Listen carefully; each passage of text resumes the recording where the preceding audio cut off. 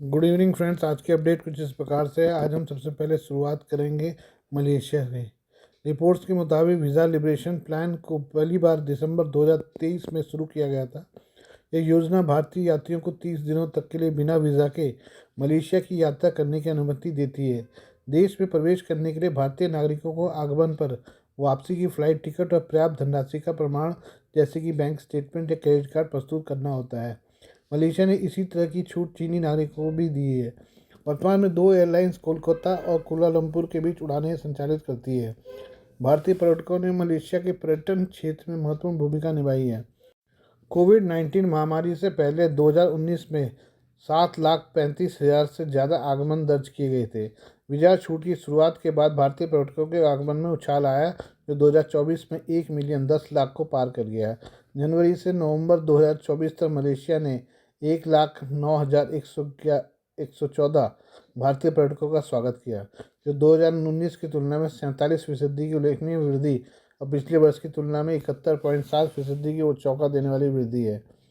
कम Malaysia जाने की सोच रहे भारतीय यात्रियों के लिए प्रमुख आवश्यकताएं: कम से कम 6 महीने के लिए वैध पासपोर्ट, आगमन के 30 दिनों के भीतर कन्फर्म वापसी या आगे की फ़्लाइट टिकट, भुगतान के साथ कन्फर्म होटल बुकिंग, पर्याप्त वित्तीय प्रावधान जैसे कि कम से कम $50 प्रतिदिन, जिम पोर्टल पर online Malaysia digital arrival card MDAC का पूरा होना, आगमन पर मलेशिया इमिग्रेशन की ओर से अंतिम प्रोफाइलिंग की जाना, नाबालिग आवेदकों के लिए जन्म प्रमाण पत्र, माता पिता के पासपोर्ट की कॉपी के साथ।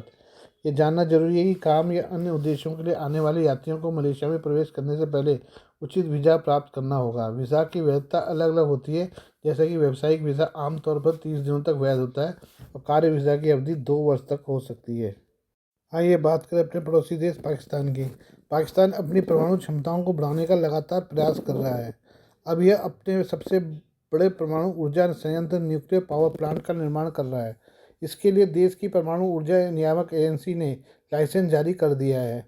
पाकिस्तान परमाणु नियामक प्राधिकरण पेन्ना ने चश्मा nuclear power plant unit 5 C5 के लिए लाइसेंस प्रदान किया है। यह न्यूक्लियर पावर प्लांट 1200 मेगावाट बिजली की क्षमता वाला होगा, जो इसे देश का सबसे बड़ा परमाणु बिजली उत्पादन प्लांट बनाता है। इसके निर्माण में पाकिस्तान का दोस्त चीन उसकी मदद कर रहा है। प्लांट के बारे में जानकारी देते हुए पाकिस्तान के प्रधानमंत्री शहबाज शरीफ ने एक्स पर लिखा, सबसे आधुनिक और सबसे बड़े C5 परमाणु ऊर्जा संयंत्र के निर्माण की शुरुआत पाकिस्तान और चीन के बीच रणनीतिक सहयोग में एक और मील का पत्थर है। यह प्लांट 1200 मेगावाट बिजली का योगदान देगा। मैं इस उल्लेखनीय उपलब्धि के लिए PAEC और CNNC को बधाई देता हूँ। पाक चीनी दोस्ती जिंदाबाद। PNRA ने बताया कि पाकिस्तान परमाणु ऊर्जा आयोग ने इस साल अप्रैल में लाइसेंस के लिए आवेदन किया था, जिसमें परमाणु सुरक्षा, विकिरण सुरक्षा, आपातकालीन तैयारी, अपशिष्ट प्रबंधन और परमाणु सुरक्षा को कवर करने वाली प्रारंभिक सुरक्षा आकलन रिपोर्ट और दस्तावेज प्रस्तुत किए गए थे। C5 प्रोजेक्ट के नवीनतम निर्माण में चीनी फर्म हुआलोंग का डिज़ाइन किया हुआ एडवांस तीसरी पीढ़ी का प्रेशराइज्ड वाटर रिएक्टर है। यह डिज़ाइन पाकिस्तान के 2 न्यूक्लियर पावर प्लांट में पहले से लागू किया गया है, जिससे चश्मा ऐसा करने वाला तीसरा प्लांट बन गया है। कराची परमाणु ऊर्जा संयंत्र की यूनिट 2 और 3 पहले से ही सफलतापूर्वक काम कर रही है। C5 की कुल लागत $3.5 अरब निर्धारित की गई है और इसे राष्ट्रीय आर्थिक परिषद की कार्यकारी समिति से पहले ही मंजूरी दी जा चुकी है। पाकिस्तान के पास वर्तमान में 3,530 मेगावाट की परमाणु ऊर्जा क्षमता है, जो देश की ऊर्जा जरूरतों का 27% पूरा करती है। चश्मा परमाणु ऊर्जा उत्पादन स्टेशन साइट पर पहले ही 2 न्यूक्लियर पावर प्लांट हैं, जो C1 और C2 के माध्यम से 325 मेगावाट और C3 और C4 के माध्यम से 340 मेगावाट बिजली पैदा करते हैं। C5 के जुड़ने से न्यूक्लियर पावर प्लांट देश का सबसे बड़ा परमाणु ऊर्जा संयंत्र होगा, जिसकी बिजली उत्पादन क्षमता कम से कम 1200 मेगावाट होगी। बात करें हम अपने रक्षा क्षेत्र की। रक्षा मंत्री राजनाथ सिंह ने सोमवार को घोषणा की कि भारत का रक्षा निर्यात एक दशक पहले के 2,000 करोड़ रुपए से बढ़कर रिकॉर्ड 21,000 करोड़ रुपए को पार कर गया है। उन्होंने 2019-29 तक 50,000 करोड़ रुपए के रक्षा निर्यात का महत्वाकांक्षी लक्ष्य निर्धारित किया है। मध्य प्रदेश की महू छावनी स्थित आर्मी वॉर कॉलेज में अधिकारियों को संबोधित करते हुए सिंह ने उभरती तकनीकों के साथ कदम मिलाने और सीमांत प्रौद्योगिकियों में महारत हासिल करने पर जोर दिया। उन्होंने कहा कि सैन्य प्रशिक्षण केंद्र भविष्य की चुनौतियों का सामना करने के लिए सैनिकों को तैयार करने में अहम भूमिका निभा रहे हैं।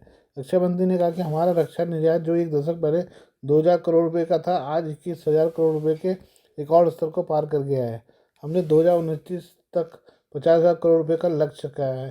उन्होंने बताया कि भारत में निर्मित उपकरण कई देशों को निर्यात किए जा रहे हैं।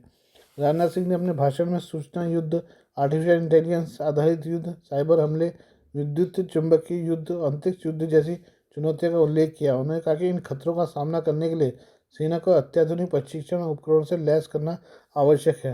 ये बात करें पाकिस्तान और अफगानिस्तान की। पाकिस्तान और अफगानिस्तान के बीच हाल के दिनों में बढ़ते तनाव ने एक नई युद्ध की संभावना को हवा दी है। सोमवार को पाकिस्तान ने अफगानिस्तान के 8 नागरिकों की हत्या कर दी, जबकि 13 अन्य घायल हो गए।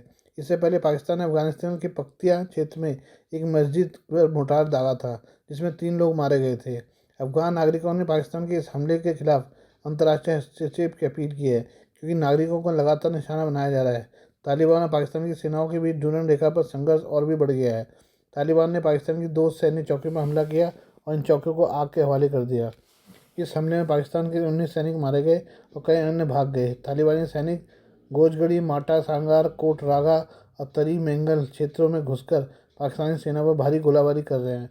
पाकिस्तानी सेना इन घुसपैठों को नाकाम करने का दावा किया है, लेकिन तालिबान के लड़ाके अब पाकिस्तान की सीमा में घुसकर उसकी चौकियों को निशाना बना रहे हैं।